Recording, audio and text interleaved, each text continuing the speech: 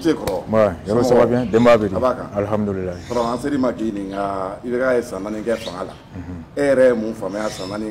Bientôt élection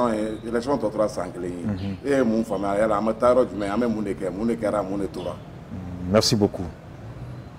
La question est à Kosovo parce que mon fils était Yelema Boïda, était Yelema Kenin Dusu Hakli de Baké. Nima Hakli la Jagabo, il est fin de bla, Kasoroika Herebala Meyeretado. On y a mis fin bla, ou a sur na munta yo fana donko nafaka boni koroloy. Évaluation de ko tableau nyuma Hakli Mabulu ani faso de nyuma bulu. Effectivement, il y a septembre kalo clé nani sans bafla ani temps ani saba 2013. Nous avons 4 septembre 2017 nous avons à sanani. Oh atara mali kono marai sanduruye. Oh sanduru min dirama atato ay ledu mu fo anye anga haramadia tabulo min kono kabese ka here min di ama sanduru kono sanani sanduru kanga kominge ni sanani ngara ibse ka kuma ka fo nanya na namanya. Oh, sanani kofe ibeka tato ka hakilla jiginke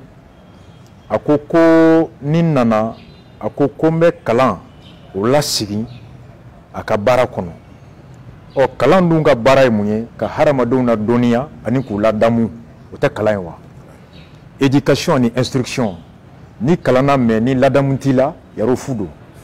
Oh, ni ladamu nendo me donia tila fudo. Sinon zone il va sur zone be tailleur bado il va sur zone be menuisier bado il va sur zone be diplôme babulo mais la damunta la o ba to atseka yere ka haramade agla atseka sigoro nafa il va sur dofona be ala molé atengalon tige avec moko fou a cleaner mais bara doninta la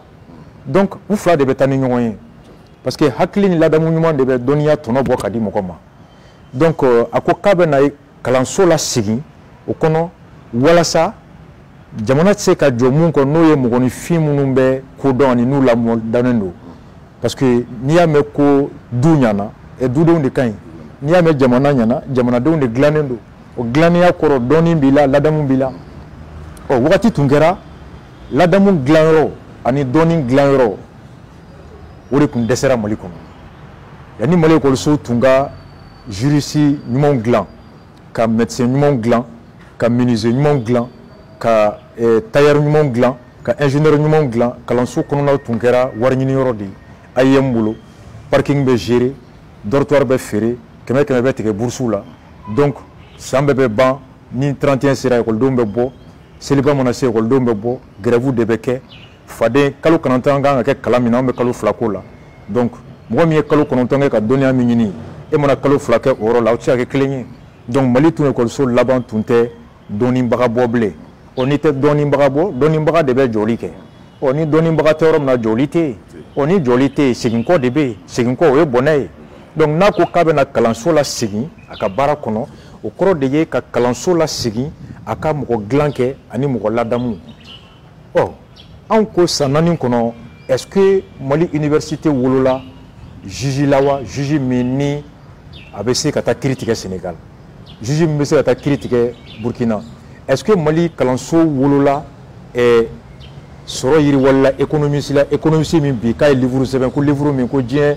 ou bien ndafe duko ko do me ko livre kalanwa est-ce que Mali enim wolola ingénieur munumbe ka ponglan ka siraw da ka sobaw jowa est-ce que Mali centre de formation esika ni CFPO est-ce que vous ka maçon glan est-ce que vous ka menuisier glan est-ce que vous ka électricien glan mumbe ka tobi ko Mali magote Burkina Bela Mali magote Wolofola Mali magote Béninois là au contraire ko Béninois ni Sénégalais de be ka Mali menuisier ni Mali électricien ni ka Mali magistrat ni Mali médecin ni tellement informé non ni Mali la jebi yaro ni ya me ko maçon nyuma Wolofodo walma Togoledo na on re banara ante furagan re bara ameta Tunisie ameta Sénégal wore kan re dalentanga barakalawla oh ni ko kri et voilà faut que professeur de bena cours de ambara Mali école de karamoko ka boya kata cours de étranger la manchamble atteindre donc ce qui veut dire que hali on reka et fombe mo woro de bena ana donia au tambara 4 ans après ni école sou konna la je salu école karamoko tra grève la ko insécurité be o kɔrɔ ye ko BC min bɛ ekɔliso la o livre tɛ yen AIM ka renouvellement kisɛ bɛ ci marifa bɛ ci BC bɛ ta fo karamɔgɔ ko k'an tɛ kalan kɛ n'an ma lakana o yɔrɔ kɔni kɔrɔ de ko lakanali dɔnniya tɛ se ka kɛ insécurité kɔnɔ n'i y'a mɛn ko dɔnniya bɛ yɔrɔ min na basigi bɛ yen bɛɛ bɛ k'i yɛrɛ ɲini yɔrɔ min na dɔn bɛ dɔnniya di ye donc an nana ye de san 4 kɔnɔ ka fɔ IBK ka université a kɛra BC marifa kisɛ baneni bibliothèque kɔnɔ livre tɛ taa kapɔti de bɛ yen laboratoire kɔnɔ Microsoft BC de bɛ yen et finalement Mali écoleden ni an taara faden kɛnɛ kan a tɛ sebaya sɔrɔ sur le marché de l'emploi aucun étudiant malien formé dans les 4 dernières années n'est compétitif. Le magistrat ou bien le juriste malien n'est pas comparable à un juriste de l'université Cheikh Anta Diop de Dakar. Le médecin formé à l'université de Bamako n'est pas comparable à un médecin formé à l'université de Cotonou. L'économiste sorti de la faculté de sciences de gestion économique du Mali a comparé Côte d'Ivoire Tala. Et l'ouvrier togolais est plus qualifié que l'ouvrier malien. Le menuisier sénégalais est plus qualifié que le menuisier malien. Donc finalement, IBK en 4 ans n'a produit que des médiocres, des sous-formés, des moins que rien. Et par fini, Mali est marché. Entier, on est compétitif nulle part. Donc ça n'a pas kono. IBK n'a pas comme Mali kalanso la sigi. Aka bara koro kono ko Moribo Keita kle tume chuka mina. Mais à l'avant, à Mawolo Dombakala. Donc Djigilatique Keraï. Nous aurons la le bilan il est 0. IBK n'a pas naya hakli diga kwama. Akoko shweni. Marakujugu ko de y'a to jamana bina fo kɔrɔn fɛ u nana k'an minɛ sɔrɔsiw bolila n'an dun hakili b'a la wagati yaro ATT tile sonyani min bɛ kɛ dɛ ATT yɛrɛ ko n tɛ mɔgɔ lamaloya donc n'i ka sonyani kɛ dɔrɔn i bɛ kɛ dutigi ye i tɛ lamaloya o kɔrɔ k'i tɛ taa kaso la IBK ko ni nana a ko fanga tɛ lemuruba ye ko ka tila i ni balimaw ni ɲɔgɔn cɛ n'a hakili b'a la natɔ ko Mali baarakɛyɔrɔ mobili ni baara jiginna n'a yera i bolo i bɛ ɲangi yaro san 5 min dira IBK ma an y'a san 4 kɛ dɔgɔkun tɛmɛnen o san 4 kɔnɔ Mali baarakɛyɔrɔ mobiliw e ta ye hali 3 heures du matin boîte da foro kɔnɔ i b'a ye i bɛ mɔgɔw ye u bɛ yɛlɛmali kɛ déménagement voiture de service a bɛ cortège bɛ kɛ n'a ye o ka tɛmɛ ka bɔ yen 2013 à 2014 Mali yɛrɛ vérificateur wolola k'a ye ko miliyari 100 ani miliyari 53 de sonyɛna bon 2015 à 2017 miliyari 200 sonyɛni soit 400 miliyari 400 yɛrɛ y'a mɛn ko zonba taara kaso la wa au contraire ministre min tun bɛ yen ni nɔgɔkolon donna tile RPM président Tereta plus de 40 milliards et 15 à 30 milliards détournés o gɛnna ka bɔ yen ko sonyɛni kɛra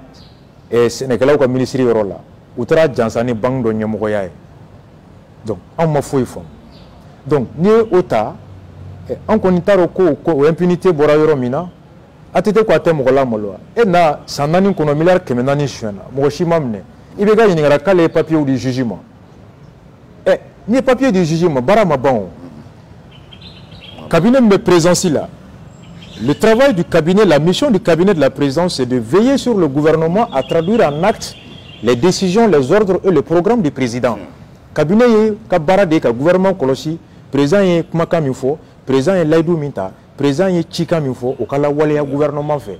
bon et jɔn de bɛ kiiri tigɛ o tɛ magistrat ye wa magistrat ka ɲɛmɔgɔ ye président de c'est le président du conseil supérieur des magistrats et le ministre de la justice est là pour que président ye mun fɔ o ka se ka waleya bon ni président ko n ye papier di kiiritigɛla ma ɛ kiiritigɛla ka ɲɛmɔgɔ ye san 1 san 2 san 3 san 4 kiiri tɛ ka tigɛ zonba tɛ ka minɛ e sigilen bɛ hali bi kɛ y'a di Laro, on se pose la question n'o y'a sɔrɔ kiiri yɛrɛ tigɛli ko bɛ e kɔnɔ parce que n'a b'i kɔnɔ minnu kan ka tigɛ olu ka ɲɛmɔgɔ ye e de ye e ye ci di mɔgɔ ma ko taa nin kɛ a tɛ ka bɔ a nɔ la e fana sigilen don e tɛ ka fɔ k'a ka taa an b'a ɲininka n'o y'a sɔrɔ a ka tagali b'i arrangé de bon au kɔrɔ de k'a fɔ soit c'est un président qui ne travaille pas il est paresseux walima c'est un président qui n'est vraiment pas de bonne foi dans ce qu'il dit so o kɔrɔ IBK tɛ baarakɛla ye salabagatɔ don walima a bɛ mun fɔ a ŋaniya t'a kɔnɔ k'a lawaleya a kɔni bɛ fɔ n y'a fɔ dɔrɔn mais n t'a fɛ a ka kɛ l'un ou l'autre la fila si tɛ jamana jɔ a semana si tɛ jamana arrangé wa a taara ni layidu min ye o jigilatigɛ bɛ an kan tiɲɛ wa nkalon san 4 kɔfɛ zonba si ma minɛ bon an dabari bann'o la o misali yɛrɛ dɔ kɔlɔlɔ fana ye sɔrɔsiw ka sécurité ye miliyari 800 san 3 kɔnɔ o bɛɛ détournera mais 2015 armée ka budget milliard kɛmɛ fila ni milliard bi wolonwula ni fila 2016 armée ka budget milliard kɛmɛ fila ni milliard bi seegin seegin nin na milliard kɛmɛ saba ni milliard mugan o tɛ milliard kɛmɛ seegin ye ko marifa bɛ san ka di sɔrɔsiw ma ko avion bɛ san ko balle bɛ san nin y'a kalo fila ye sɔrɔsiw ye grève kɛ Gawo ko kɔngɔ b'u la ko marifa t'u bolo o wari taara min wari dun bɔra kɛsu kɔnɔ ko ɲɔ bɛ san denmisɛnninw bɛ kulo la hali bi ko dumuni tɛ yen dutigi ko k'ale bɔ ɲɔ wari dira muso ma wari taara min donc an ko an t'a dɔn o de kɔni kɛra i bɛ ka tato ko k'a bɛna yurugu yurugu kɛlɛ mais nin bɛɛ kɛra san 4 an ma mɔgɔ si ye donc o jigilatigɛ y'a minɛ yaro filanan a ko fanga tɛ k'a bɛ tila politiki tɔnw ni ɲɔgɔn cɛ ani mɔgɔw ni ɲɔgɔn cɛ an ma tɛ kɛlɛ ka wagati i tɛ kɛ sɔrɔsi ye n'i tɛ mouvement citoyen na wa i tɛ kɛ sɔrɔsi ye ni mabɔ man di ni fanta man di bon sɔrɔsiw ka cɛta laban min kɛra n'u ye mɔgɔ 5000 ta cɛta kɛlen RPM mɔgɔw nana n'u ka liste ye ko mɔgɔ 470 olu ka militants k'olu ma ta ko fo k'olu ta olu fana taara mun ye e ni ATT bɔ ɲɔgɔn na o la non ça c'est la déception minnu fana taara olu la dɔw b'u la fiyentɔw b'u la kulo gɛrɛn b'u la i bɛ kisɛ c'u kɛrɛfɛ u t'a min fiyentɔw b'u la dɔw yɛrɛ tɛ jugu natɔ ye à 100 mètres dɔw sen man ɲi sida bɛ dɔw la dɔw kɔnɔma don i b'o ta k'o bila armée la o bɛ se ka mun de kɛ olu kɔni donna sara min bɛ sɔrɔ kalo la mais olu ma don baara nafa kama donc quand tu remplis l'armée n'a ye diɲɛ marifa bɛ di an tɛ se ka bɔ o la i bɛ ka dun taara mɔgɔ 10 o mɔgɔ 10 ni mɔgɔ 10 i bɛ ka ta mɔgɔ 7 y'a ta k'u jigi da ko armée bɛ segin tilennenya kɔnɔ cɛfarinya kɔnɔ ka faso la kisi o tilennenya tɛ kɛ fo mɔgɔw ka ta minnu n'a ka kan n'i ye mɔgɔw ta minnu n'a ma kan yarɔ u tɛ se ka i bɛ mun ɲini i tɛ se k'o sɔrɔ mɔgɔ min ka baara tɛ sojɔ ye n'i ye biriki ni siman d'a ma a tɛ se ka so jɔ n'a y'a jɔ a bɛ bin kan ou bien a tɛ se ka jɔ donc ni e taara armée mɔgɔw kɛ armée kɔnɔ armée kɛlɛ condition tɛ minnu na physiquement u tɛ se ka remplir a dusukun t'u kɔnɔ yarɔ u tɛ se ka na kana donc o kɔrɔ de ko kun min ye ATT ka armée bi o kun kelen bɛ kan IBK ka armée bi ni armée binna o kɔrɔ e ni ne si ma lakana bon n'anw ye e ta k'e ka lakana an lakana min na n'o fana bajasira ta o déception bɛ yen sabanan fana ye mun ye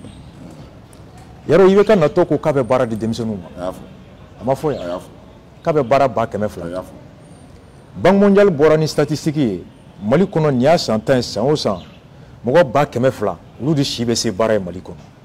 chaque année il y a 200 000 Maliens en âge de travail qui arrivent sur le marché de l'emploi mɔgɔ 200,000 de si bɛ se baara ye san o san IBK dun ko k'ale IBK kan ka san 5 de kɛ mais a ko k'ale bɛ se ka baara di mɔgɔ ale bɛ se ka baara 200,000 de dilan o kɔrɔ IBK bɛ se ka san 1 chômeurs de ka baara dun san 4 tɔ o mɔgɔ 800,000 aw bɛ Ala bolo n'i y'a faamu mɔgɔ 200,000 olu de si bɛ se baara ye san o san n'i ye 200,000 sigiyɔrɔma san 5 o tɛ mɔgɔ 1,000,000 wa IBK ko ne bɛ se ka baara 200,000 de d'aw ma o kɔrɔ n bɛ se ka san 1 chômeurs de ta baara la san 4 tɔ in o chômeurs aw bɛ Ala bolo n'aw bɛ sa cɛncɛn kan aw bɛ sa ye mais a wagati an y'a ta an m'o jate an kɔni y'a ta ni inshallah Allahu akbar l'honneur du Mali an ma hadisa lajɛ bon o baara 200,000 in n'an bɛ dɛ dɔgɔkun tɛmɛnen a ka premier ministre o ko baara 200,000 min layidu taara ko bi bi in na ko olu ye baara 100,000 ani baara 90,000 dilan ko dira maliyɛnw ma kaban ko 190 000 emplois k'o créera k'i bɛ kɛ layidu min ta k'a tɔ ye baara 10,000 dɔrɔn de ko k'o timɛ o ye fɔ 2 heures après ministre de l'emploi n'o ye Ben Barka ye o bɔra ko premier ministre filila dɛ k'u ye baara 100,000 ani baara 99 ani baara 500 k'a tɔ ye 500 dɔrɔn de k'u ye 199 500 k'o baara de créera k'a tɔ ye mɔgɔ 500 dɔrɔn de ka ta baara la ko i bɛ ka layidu timɛ ministre du travail o fana bɔra ko nin tɔ 2 bɛɛ nkalon tigɛ ko premier ministre filila ko Ben4 filila ko au contraire ko i bɛ ka layidu min fɔ k'a timɛra maintenant k'u ye baara 100,000 ni baara 5 de créer ko 205 000 emplois 3 chiffres de 3 ministres du même gouvernement. Premier ministre ko ye baara 100,000 ani baara 90,000 190 000 emplois. Ben4 ministre de l'emploi ko non ko c'est 199 500. Ministre du travail fonction publique ko non ko c'est 205 000. Yaro an yɛrɛ t'a dɔn tiɲɛ bɛ yɔrɔ min na. Gouvernement kelen ministre saba a bɛɛ bɛ gouvernement kelen kɔnɔ. An yɛrɛ t'a dɔn jɔn ye tiɲɛ ye sisan. Donc o de bɛ yen. Bon On se pose la question, Ameta Fanjo. Yaro, fin Kelenkera, est-ce que tu pas là qui da joue ka bo ka fo présentement qu'on a amanga fait y a beaucoup de choses na kamba fo. Bokera mal la salu. Ate kaloworo rebe, maistra wa grève. Maistra ko ibe kan vie no le purutima. Ou qu'on y a manga revendication réglée, qu'on va sortir tous les dossiers des autorités. Donc on fera après, on va baigner nebo. Makanga girine na ukulobe nambal ma. Maistra de kanka shwenin kala o mine kudo kasola. Maistra de kanka zo jamana shwenin baga kudo kasola. Maistra ore dako. Ame kamu ni au fe na mabona yawe kujugu mikana papier bebo. Okora idi auzo na manta yenebo ame bona utaye mais nambena o angantega de nyoma okora ebe sa nebe sa ambau be sa enfau be sa digite anablé okora toiwa quand le voleur et le juge arrivent à s'entendre donne tonyona ote onyowa on digi be juge di binga na ke anka on neka impôt beta trésor kono ko ka docteur Sojo o warbe détourné on est ka warbe ta trésor là ko ka sira glan entrepreneur ou ni gouvernement mo war détourné on est ka warbe ta trésor kono yaro ko ka sura suta ka marfa sanga duma ka police uta ka gazi duma o warbe détourné on est ka dere me be bo ka ta trésor kono ko ka se ka avion sanga di présentement ka sosara aka lakana aka mirika wulo fere la fere mba to ame jinyuma soro ka dumuni soro ka bara soro o warbe détourné docteur So ñemogo fait o warbe détourner tribunal ñemogo fait o warbe détourner journal fait o warbe détourner ministre fait critique la de kanga ka o détourner banga la kana ko ñangati wala sanga haga dama o fana ba fo ko ni manga la ñini ñenebo me bonika gundoyi hala tete clé ne mani hali musa clé mame al musa naka dita fanga be président min tara ko mena ka sariya la clé ko nana ka jamana ala segin ka bara kono no ye ka beka hakela kana ka here sabati o clé de kono magistrat bora ko na manga laɲini de amamba ka kojugu la bo kenema o dogo kun fula ko laɲini be dira wa depo do fo bi magistrat ma fini ministre ma nomne député ma nomne yaro mo mi nato ko je vais restaurer l'autorité de l'état ayafu ko mena ka jamana la sigi bonya kono ni sariya kono ayafu mo te bonya sariya ma ko mo te dogoya sariya ma ama fo ayafu yaro no o ye tiɲɛ est ce que juge ko an kan bawda wa juge ko président ale de amanga buda jamana ne reta la be jo abata fangelen fa abata famin fa ni kera ni fanga ni beddi ko beddi fanga ni ngaro o lu tabolo yi jamana ngela yaro ni o lajɛ magistrat wɛrɛ ka président ko k'an bɛ kiri feere ko kiri bɛ tɛrɛmɛ tribunal kɔnɔ le président du SAM sortant magistrat Issa Traoré conseiller à la cour d'appel président du syndicat autonome de la magistrature a ko salona sini a ko jalake kelen bɛ kɛ Mali kiritigɛla la k'o ye k'a bɛ wari surafɛn minɛ a ko surafɛn minɛ in fana k'an jagoyalen don ko ka d'a kan ko n'an m'o minɛ ko ni kalo sara k'an tɛ se k'an nɛgɛ bɛɛ dafa a ko nous sommes obligés d'accepter les pots de vin pour pouvoir joindre les bouts du mois a ma wele conseil de discipline na fosi donc bref ka kuma surunya an ye IBK ta 2013 ka da kan jamana yɔrɔ tun minɛra juguw bolo an ko an bɛ mɔgɔ ɲini mɔgɔ min n'a bɛ dimi n'a ka dusu ka bon wa ni an ka hɔrɔnya b'a nin kan lanjaba min dara an kan n'a bɛ n'o la wuli o ye ka na ka armée lasigi sen kan minnu tun y'an gɛn ka segin ka taa olu gɛn u ka taga armée tɛ se ka gagner ni avion t'a bolo armée tɛ gagner ni mobili t'a bolo u tɛ gagner ni marifa tɛ yaro san 4 o kɔfɛ o armée kelen de bɛ grève la ko marifa t'an bolo dumuni t'an bolo kɔngɔ bɛ an na mais milliard 800 bɔra avion mana marifa mana donc le bilan aujourd'hui c'est 0 i bɛ ka natɔ ko n bɛna lakanali sabati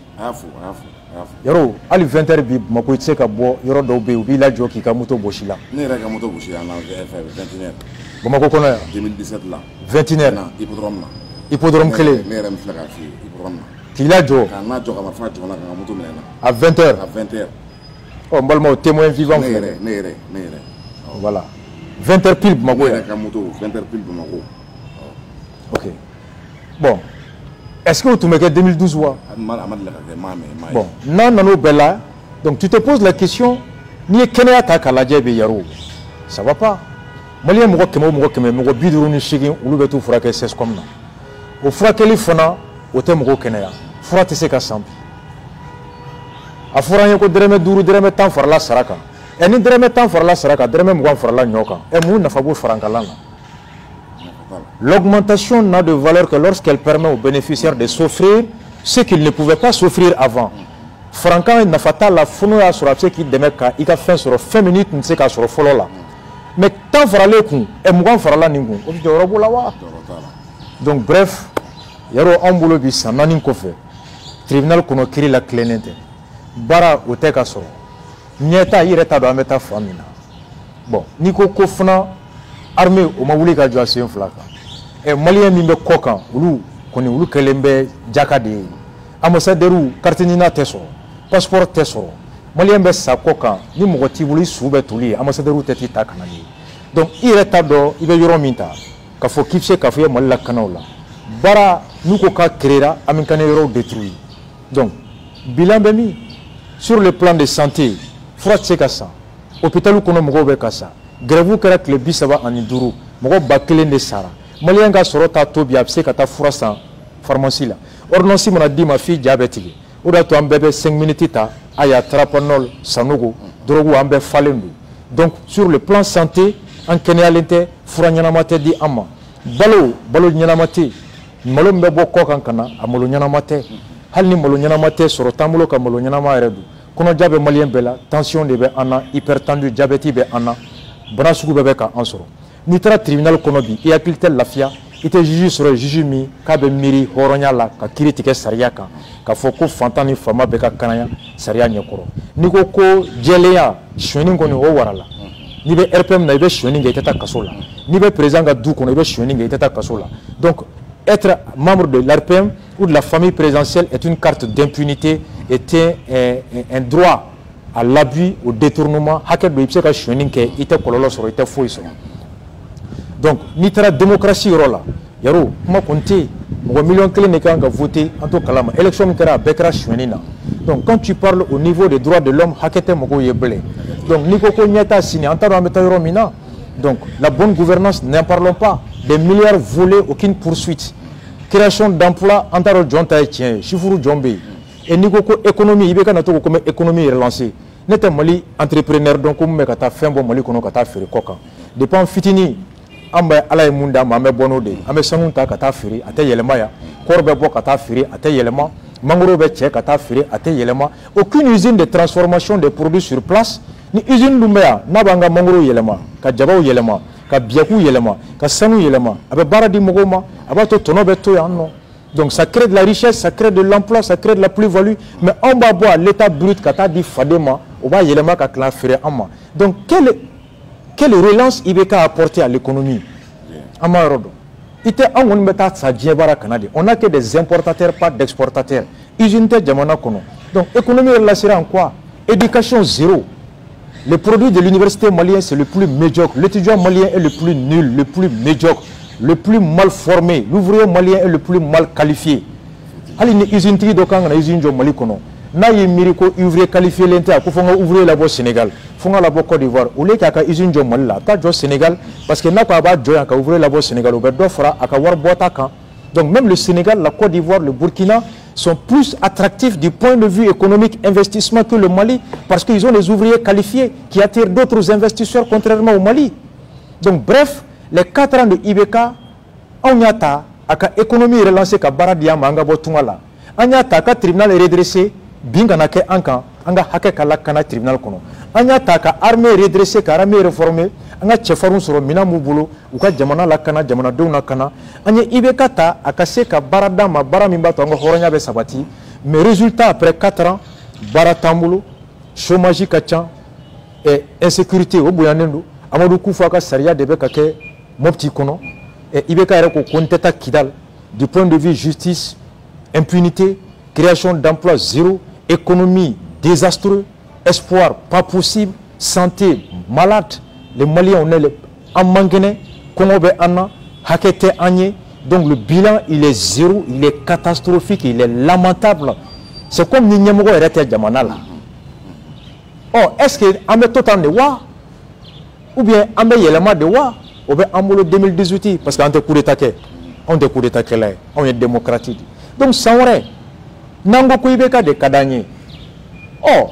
Fili Miyato Namase Kaibeka Jagoya qui clé sans Daningono. O Fili Nobe Auna, Nanyibeka de Tassanore, Amo Yelema, Nango Kante Ibeka fait, Ame John fait, Ameno Tachogodi, au pet Tachola, Chukwambato, Fili Miyan sur Ibeka Marakono, Yon Kanan Soro.